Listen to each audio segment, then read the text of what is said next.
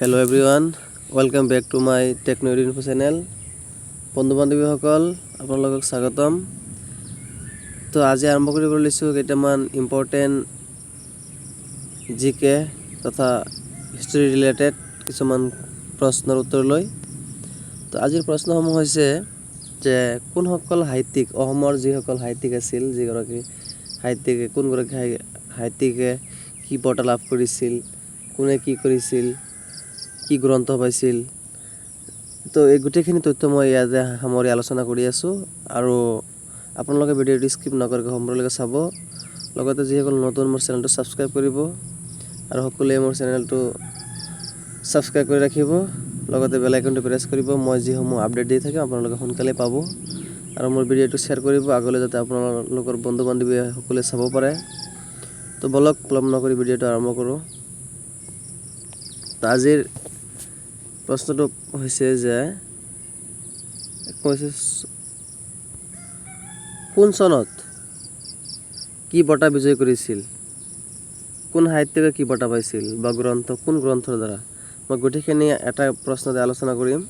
তো আপোনালোকে এইটো নোট ৱাইজে হয়, আপোনালোকে নোট ডাউন কৰি ৰাখিব বা স্ক্ৰীনশ্বট কৰি ৰাখিব, খুবেই ইম্পৰ্টেণ্ট। তো এক নম্বৰত আছে যে যতীন্দ্ৰনাথ দুৱৰাই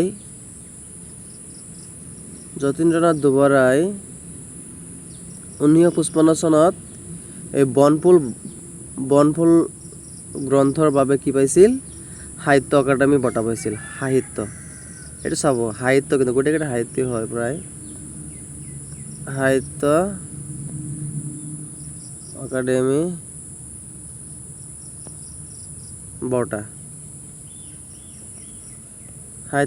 বঁটা পাইছিল 1955 চনত যতীন্দ্ৰনাথ দুৱৰাই বনফুল গ্ৰন্থৰ বাবে সাহিত্য একাডেমি বঁটা লাভ কৰিছিল।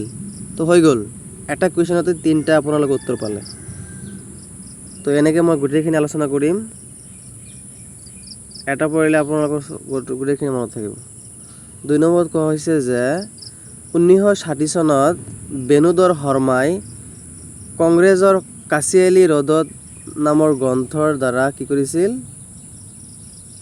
সাহিত্য একাডেমি বঁটা লাভ কৰিছিল। 3 নম্বৰত আছে,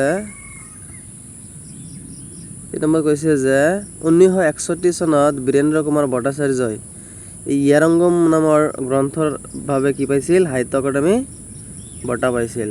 সাহিত্য একাডেমি বঁটা লাভ কৰিছিল। 4 নম্বৰত কোৱা হৈছে যে 1964 চনত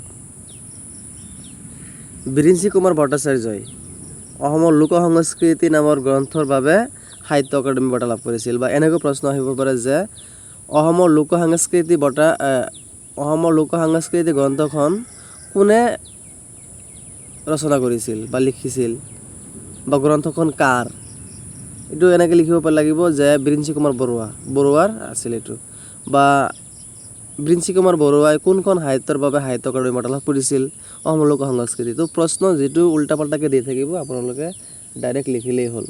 তো ধুনীয়াকৈ মই দি দিছোঁ, এটা প্ৰশ্নতেই আপোনালোকে 3টাকৈ উত্তৰ পাই আছে আৰু ইয়াৰ পৰাই যেন 4-5টা প্ৰশ্নৰ উত্তৰো হ'ব, আপোনালোকৰ প্ৰশ্ন বনাব পাৰিব।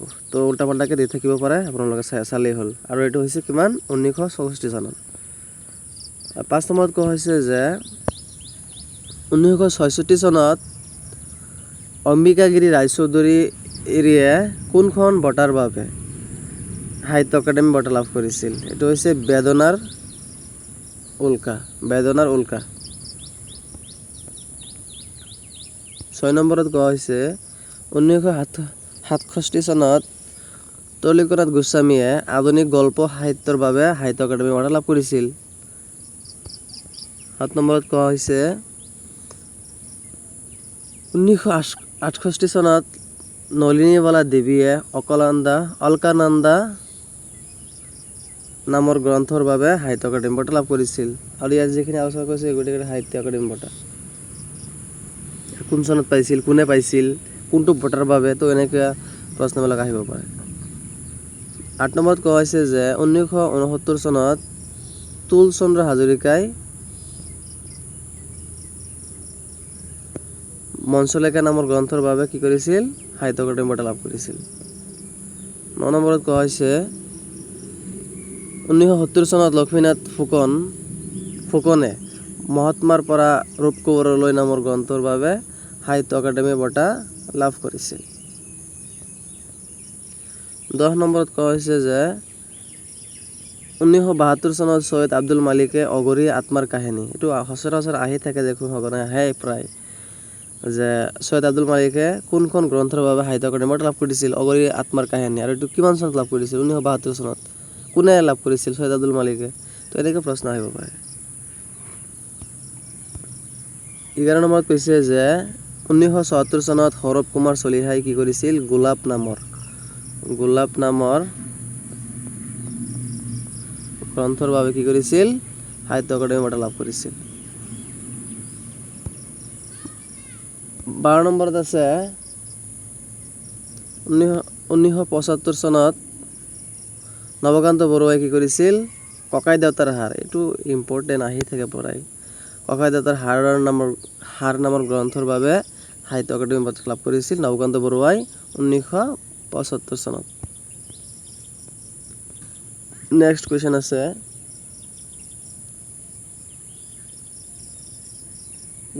নেক্সট কুৱেশ্যন 1976 চনত ভৱেন্দ্ৰনাথ শইকীয়া শৃংখল নামৰ গ্ৰন্থৰ বাবে কি কৰিছিল সাহিত্য একাডেমি বঁটা লাভ কৰিছিল।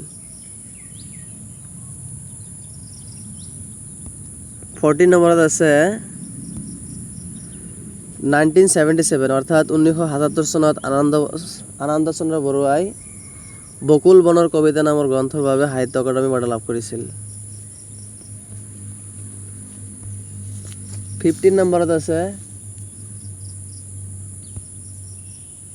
1978 চনত হোমেন বৰগোহাঁয়ে পিতা পুত্ৰ নামৰ গ্ৰন্থৰ বাবে সাহিত্য একাডেমি বঁটা লাভ কৰিছিল। নেক্সট আছে 16 নম্বৰত 1979 চনত ভৱেন বৰুৱাই সোণালী জাহাজ নামৰ গ্ৰন্থৰ বাবে সাহিত্য একাডেমি বঁটা লাভ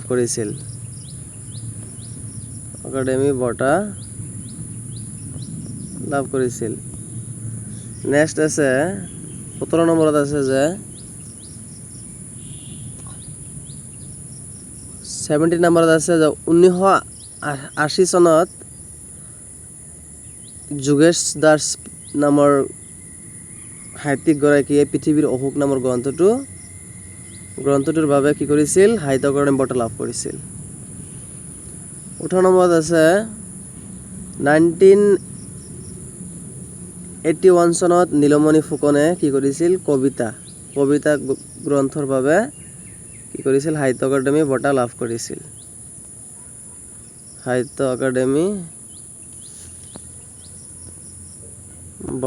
কৰিছিল। নেক্সট আছে 19 নম্বৰত আছে যে 1982 চনত মামণি ৰয়ছম গোস্বামীয়ে মামৰে ধৰা তৰোৱাল আৰু দুখন উপন্যাস এই গ্ৰন্থটোৰ বাবে কি কৰিছিল মামণি ৰয়ছম গোস্বামীয়ে সাহিত্য একাডেমি বঁটা লাভ কৰিছিল। নম্বৰ 20 1983 চনত নিৰ্মল প্ৰভা বৰদলৈ, এইটো এটা ইম্পৰ্টেণ্ট, নিৰ্মল প্ৰভা বৰদলৈয়ে সুদীৰ্ঘ দিন আৰু ঋতুৰ বাবে কি কৰিছিল সাহিত্য একাডেমি বঁটা লাভ কৰিছিল। 21 নম্বৰত আছে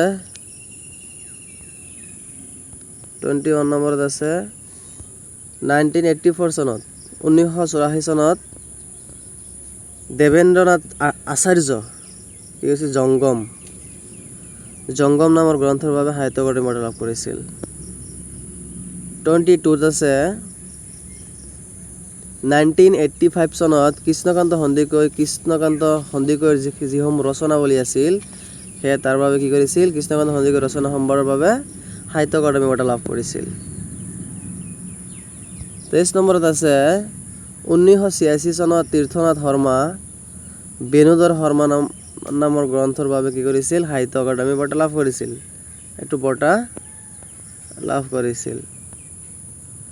24 নম্বৰ আছে 1987 চনত হৰেকৃষ্ণ ডেকা আন এজন নামৰ গ্ৰন্থৰ বাবে কি কৰিছিল সাহিত্য একাডেমি বঁটা লাভ কৰিছিল 25ত আছে লক্ষ্মীনন্দন বৰা 1988 চনত লক্ষ্মীনন্দন বৰাই পাতাল ভৈৰৱী নামৰ গ্ৰন্থৰ বাবে সাহিত্য একাডেমি বঁটা লাভ কৰিছিল 26ত আছে 1989 চনত হীৰেণ গোহাঁই অসমীয়া জাতীয় জীৱনত মহাপুৰুষীয়া পৰম্পৰাৰ বাবে কি কৰিছিল সাহিত্য একাডেমি বঁটা লাভ কৰিছিল 27ত আছে 1990 চনত স্নেহদেৱীয়ে কি কৰিছিল স্নেহদেৱীৰ একোকি গল্পৰ বাবে সাহিত্য একাডেমি বঁটা লাভ কৰিছিল নাম্বাৰ 28 1991 চনত অজিত বৰুৱা নামৰ সাহিত্যিকজনে ব্ৰহ্মপুত্ৰ ইত্যাদি পদ্যৰ বাবে কি কৰিছিল সাহিত্য একাডেমি বঁটা লাভ কৰিছিল 29 নম্বৰত কোৱা হৈছে 1992 চনত হীৰেণ ভট্টাচাৰ্য শইচৰ পথাৰ মানুহৰ বাবে কি কৰিছিল সাহিত্য একাডেমি বঁটা লাভ কৰিছিল নেক্সট আছে 30 নম্বৰ 1993 চনত কেশৱ মহন্তই মোৰো যে কিমান হেঁপাহ নামৰ গ্ৰন্থৰ বাবে সাহিত্য একাডেমি বঁটা লাভ কৰিছিল নেক্সট হৈছে 31ত কোৱা হৈছে যে 1994 চনত ৰেৱতী মোহন দত্ত চৌধুৰী অৰ্থাৎ শিলভদ্ৰ বুলি কোৱা হয় এখেতে কি কৰিছিল মধুপুৰ বহুদূৰ নামৰ গ্ৰন্থৰ বাবে সাহিত্য একাডেমি বঁটা লাভ কৰিছিল 32ত কোৱা হৈছে যে 1995 চনত চন্দ্ৰপ্ৰসাদ শইকীয়া মহাৰথী নামৰ গ্ৰন্থৰ বাবে কি কৰিছিল সাহিত্য একাডেমি বঁটা লাভ কৰিছিল নেক্সট আছে 33 1996 চনত নিৰুপমা বৰগোহাঁই নামৰ সাহিত্যিকগৰাকীয়ে কি কৰিছিল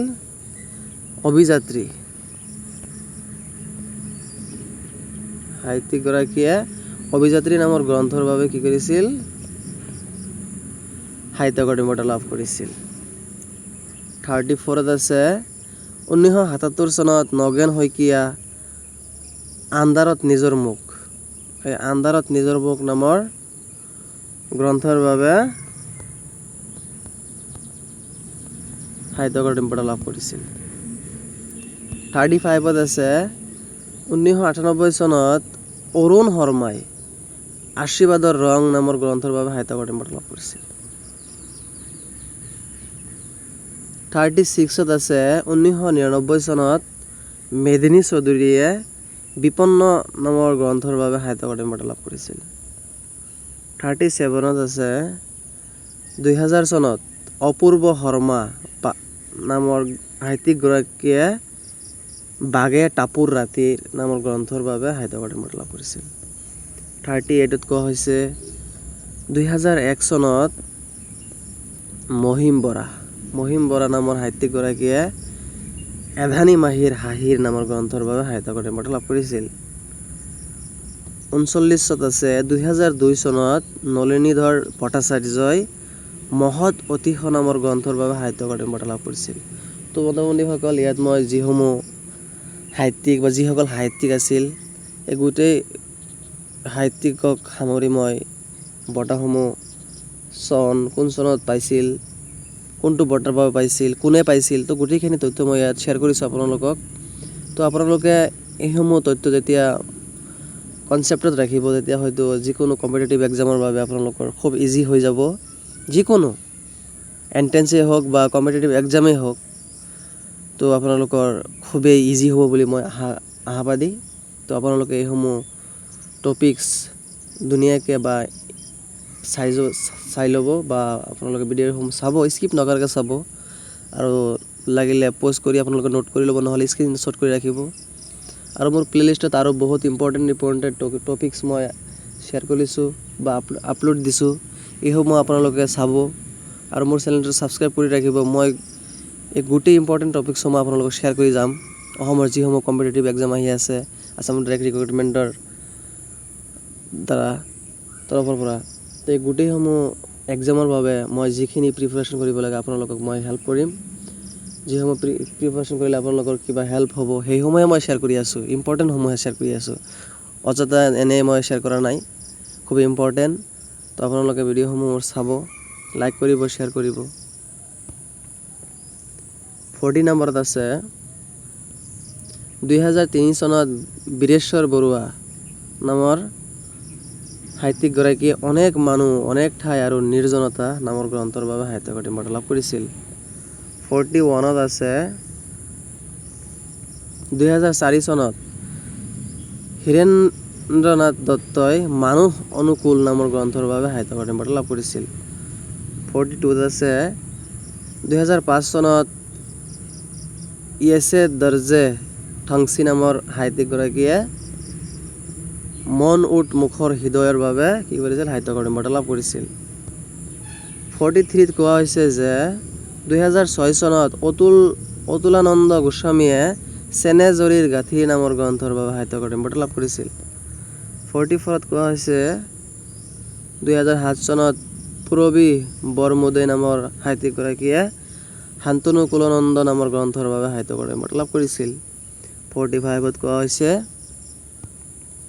2008 চনত ৰীতা চৌধুৰী নামৰ সাহিত্যিকগৰাকীয়ে দেওলাংখুই নামৰ গ্ৰন্থৰ বাবে সাহিত্য একাডেমি বঁটা লাভ কৰিছিল। 2009 চনত ধ্ৰুৱজ্যোতি বৰা নামৰ সাহিত্যিকগৰাকীয়ে কথা ৰত্নাকৰ গ্ৰন্থৰ বাবে সাহিত্য একাডেমি বঁটা লাভ কৰিছিল। 47ত আছে 2010 চনত কেশদা মহন্ত নামৰ সাহিত্যিকগৰাকীয়ে অসমীয়া ৰামায়ণী সাহিত্য কথাবস্তুৰ আদিগুৰি নামৰ গ্ৰন্থৰ বাবে সাহিত্য একাডেমি বঁটা লাভ কৰিছিল। 48ত আছে 2011 চনত কবিন ফুকন নামৰ সাহিত্যিকগৰাকীয়ে এই অনুৰাগী এই উদাস নামৰ গ্ৰন্থৰ বাবে সাহিত্য একাডেমি বঁটা লাভ কৰিছিল। 49ত আছে 2012 চনত চন্দনা গোস্বামী পাটকাইৰ ইপাৰে মোৰ দেহ নামৰ গ্ৰন্থৰ বাবে সাহিত্য একাডেমি বঁটা লাভ কৰিছিল। 50ত কোৱা হৈছে যে 2013 চনত ৰবীন্দ্ৰ সৰকাৰ নামৰ সাহিত্যিকগৰাকীয়ে দুলিয়ৰী বৰীৰ সাজ নামৰ গ্ৰন্থৰ বাবে সাহিত্য একাডেমি বঁটা লাভ কৰিছিল। 51ত আছে 2014 চনত অৰূপা কলিতা পটংগীয়া নামৰ সাহিত্যিকগৰাকীয়ে এই মৰিয়ম আষ্টিন অথবা হীৰা বৰুৱা নামৰ গ্ৰন্থৰ বাবে সাহিত্য একাডেমি বঁটা লাভ কৰিছিল। এই দুটা অপশ্যন আছে, মৰিয়ম আষ্টিন আৰু হীৰা বৰুৱা, দুটাই কিন্তু এজনেই আছিল, এজনে লিখিছিল। 2015 চনত কুল শইকীয়াই আকাশৰ ছবি আৰু অন্যান্য গল্পৰ বাবে সাহিত্য একাডেমি বঁটা লাভ কৰিছিল। 53ত আছে 2016 চনত জ্ঞান পূজাৰীয়ে মেঘালয়ৰ ভ্ৰমণ নামৰ গ্ৰন্থৰ বাবে সাহিত্য একাডেমি বঁটা লাভ কৰিছিল। 54ত কোৱা হৈছে 2017 চনত জয়ন্ত মাধৱ বৰা মৰিয়া হোলা নামৰ গ্ৰন্থৰ বাবে সাহিত্য একাডেমি বঁটা লাভ কৰিছিল। 55ত আছে 2018 চনত সনন্ত দাঠি কাইলৈৰ দিনটো আমাৰ হ'ব এই গ্ৰন্থৰ বাবে সাহিত্য একাডেমি বঁটা লাভ কৰিছিল। 56ত আছে 2019 চনত জয়শ্ৰী গোস্বামী মহন্তই এই চাণক্যৰ বাবে কি কৰিছিল, সাহিত্য একাডেমি বঁটা লাভ কৰিছিল। 57ত আছে 2020 চনত অপূৰ্ব কুমাৰ শইকীয়াই বেংছতা নামৰ গ্ৰন্থৰ বাবে সাহিত্য একাডেমি বঁটা লাভ কৰিছিল। 58ত আছে 2021 চনত অনুৰাধা শৰ্মা পূজাৰী ইয়াত এখন অৰণ্য আছিল এই গ্ৰন্থৰ বাবে সাহিত্য একাডেমি বঁটা লাভ কৰিছিল। 59ত আছে 2022 চনত মনোজ কুমাৰ গোস্বামীয়ে ভুল সত্য নামৰ গ্ৰন্থৰ বাবে সাহিত্য একাডেমি বঁটা লাভ কৰিছিল। 60 নম্বৰত আছে 2023 চনত জিন্তু গীতাৰ্থ মন মৰা নামৰ গ্ৰন্থৰ বাবে সাহিত্য একাডেমি বঁটা লাভ কৰিছিল। 61ত আছে 2023 চনত ৰবীন্দ্ৰনাথ গোস্বামী, এইটো হৈছে শিশু সাহিত্য, এইটো চাব, মই এইটো উঠাই দিছোঁ, তথাপিও এইটো হৈছে শিশু সাহিত্য নামৰ গ্ৰন্থৰ বাবে, শিশু সাহিত্য কিন্তু এইটো ৰবীন্দ্ৰনাথ গোস্বামীয়ে পোৱালমণি আৰু চিচিঙৰ দুঃসাহসিক অভিযানৰ নামৰ গ্ৰন্থৰ বাবে সাহিত্য একাডেমি বঁটা লাভ কৰিছিল। তো বন্ধু বান্ধৱীসকল আজি এইখিনি আছিল, আজি এই 61টা অসমৰ সাহিত্যিকসকলৰ যিটো বঁটা কোন চনত পাইছিল, কোনটো গ্ৰন্থৰ বাবে, এই গোটেইখিনি মই আলোচনা কৰিছোঁ। ইয়াত হয়তো অজানিতে কিবা ভুল ভ্ৰান্তি হ'লে মোক আঙুলিয়াই দিব। আৰু লগতে মোৰ চেনেলটো ছাবস্ক্ৰাইব কৰিব, শ্বেয়াৰ কৰিব, লাইক কৰিব। আৰু মোৰ চেনেলটো আপোনালোকে শ্বেয়াৰ কৰি সকলোকে চাবলৈ সুবিধা কৰি দিব। আৰু মোৰ ফেচবুক পেজো আছে টেকন' ইডু ইনফো, আৰু মোৰ এটা চেনেল আছে টেকন' ইডু ইনফো জ'ন। তো মই মাল্টিপল লেংগুৱেজত অৰ্থাৎ হিন্দী, আছামিজ, বেংগলীটো গোটেইসমূহ ভাষাৰে মই ভিডিঅ' বনাইছোঁ, আপোনালোকে চাব পাৰিব। আৰু আপোনালোকৰ মই এটা ইম্পৰ্টেণ্ট কথা কৈছোঁ যে মই যিসমূহ ইয়াত টপিকছ আলোচনা কৰোঁ, গোটেইসমূহ টপিকছ হৈছে মোৰ নোটৰ পৰাহে মই আলোচনা কৰোঁ। মই নোট কৰি আপোনালোকক শ্বেয়াৰ কৰি আছোঁ। তো মই হয়তো আপোনালোকক অপশ্যন ৱাইজ দিয়া নাই, মানে কিয়, যাতে আপোনালোকৰ পাজৰ নালাগে। ডাইৰেক্ট মই কুৱেশ্যনটোৰ যিটো এনচাৰ, এই এনচাৰটো মই ফ'কাছ কৰি আছোঁ। হয়তো আপোনালোকৰ এনচাৰটো চালে লগে লগে মনত পৰি যাব বা কনচেপ্টত আহি যাব। তেতিয়া তেনেকৈ এটা প্ৰশ্নৰ 4-5টাকৈ অপশ্যন দিয়া থাকিব, MCQ দিয়া থাকিব, তেতিয়াহ'লে আপোনালোকৰ হয়তো কনফিউজ লাগি যাব পাৰে। তো মই ডাইৰেক্ট সেইকাৰণে, যিহেতু এইটো এটা মক টেষ্টো নহয় বা এইটো এটা এক্সামো নহয়, জাষ্ট আপোনালোককহে মই বস্তুখিনি, কুৱেশ্যন এনচাৰখিনি আপোনালোকক মই আলোচনা কৰি আছোঁ। সেইকাৰণে মই ডাইৰেক্ট এনচাৰটো দি দিছোঁ। তো আপোনালোকে সেইটো নাভাবিব যে মই অপশ্যন দিয়া নাই। তো যিয়ে নহওক, নেক্সট এটা ভিডিঅ'ত আপোনালোকক লগ পাম। তো আজিৰ কাৰণে অশেষ ধন্যবাদ। থেংক ইউ ফৰ ৱাচিং। তো টেকন' ইডু ইনফো চেনেলটো ছাবস্ক্ৰাইব কৰি দিব। ধন্যবাদ।